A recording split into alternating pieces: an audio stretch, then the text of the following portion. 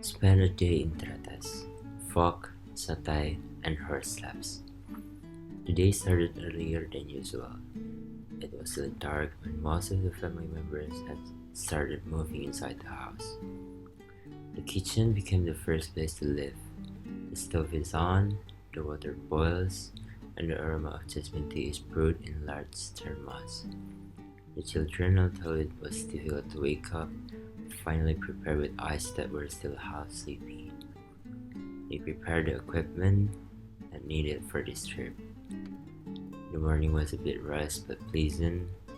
Small bags are filled with drinking bottles, while parents double check their luggage, cameras, medicines, and other necessary supplies.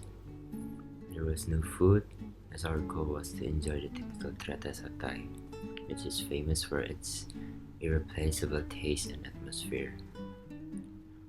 Several family cars are neatly parked in the house yard. One by one, they are loaded with live equipment. There was no big stuff because indeed we had no plans to stay in Tretes. The day is pure for enjoying nature, breathing in the cold air, and sharing laughter in a place far from the hustle and bustle of the city while enjoying Satay. Once everything was ready, a small convoy began to move from Surabaya via the toll road.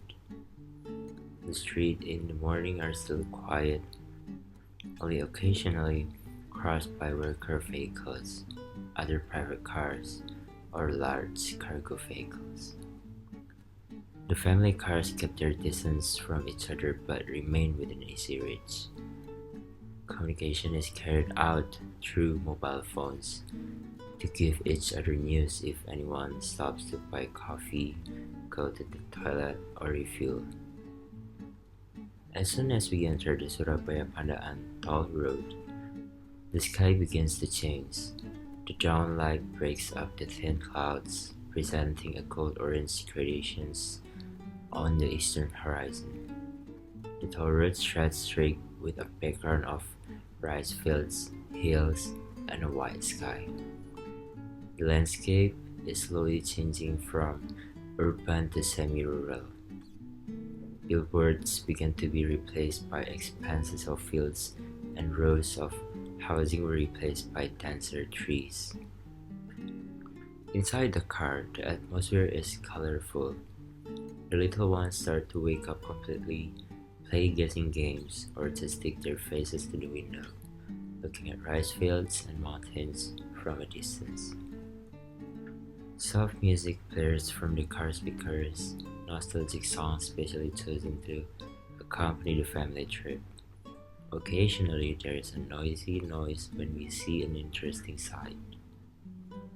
When entering Pandaan Gate, the air began to change.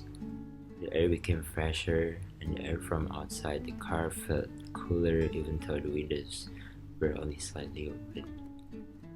From that point, the road began to climb slowly. The trees are getting taller, and the streets are starting to wind. This is a sign that the Tretes area is getting closer. From a distance, Mount Arjuna began to look faint behind a thin layer of fog. The silhouette becomes the background of the trip that feels even more magical.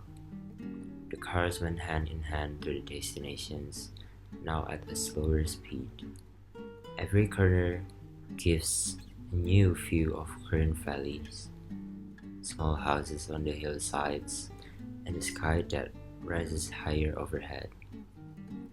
Just before entering the center of the Tretes tourist area, the group stopped for a moment on the side of the road which was quite wide. They get out of the car, straighten their legs, and let their body adjust to the cold air that immediately greets them. The kids jumped around in the car park area while it was a little cold, but they were very happy. The journey from Surabaya to Tretes might not be a long time, but it is enough to put a sense of hope, enthusiasm, and adventurous spirit. From the bustling city to the serene mountains, from the morning heat of Surabaya to the cool chill of Tretes, all make the perfect appetizer for a day off, yet so meaningful. For some family members, a visit to Tretes is not new. Some of them recall our childhood in this place, running down the dew slippery uphill road, buying balloons from the street vendors, or simply sitting on my parents' lap, sipping on warm milk. The memory resurfaces, vague but warming. And now they're back in the same place, but with different roles, and as parents who bring their children to feel the same way. As soon as they arrive at the Tretes tourist area, the group immediately dispersed in an irresistible spirit. Young children ran down from the car, while the parents wore jackets, adjusting to the bone-crushing mountain air. In one corner of the tourist area, the horses stand quietly, guided by their owners, who wear thick jackets and kubluk. They are true horse guides, one of the main attractions in Tretes. With harnesses and saddles prepared, the horses are ready to take anyone who wants to experience the thrill of riding the dashing animal on the winding mountain paths. The children of uncle and aunt were the most excited. They have been talking about horseback riding since they were on their way. Their faces were radiant, their eyes were bright, and little feet were treading the ground impatiently. One by one, with a feeling of great impatience because they want to ride the horse immediately, they were hoisted onto the horse's back by the guide. Some looked a little nervous at the beginning, their hands gripping tightly to the saddle, but once the horse starts to step slowly, anxiety turns into a big smile and a happy laugh. They walk along the path that had been provided by the guide. The rest of the horse's footsteps combines with the rustling sounds of leaves in the wind, creating a soothing harmony of nature. The horses walk patiently, as if understanding that the passengers were children who were feeling the sensations for the first time. Occasionally, fog descends to cover the view, giving the impression that they are riding in a fairy tale land. Meanwhile, other family members sit leisurely on the side of the trail, capturing the moment with the camera, smiling at the sight of little children riding horses like little heroes in adventure movies. The group did not stop laughing at the innocent behavior and funny expressions of the little children who tried to keep their balance on the horse's back.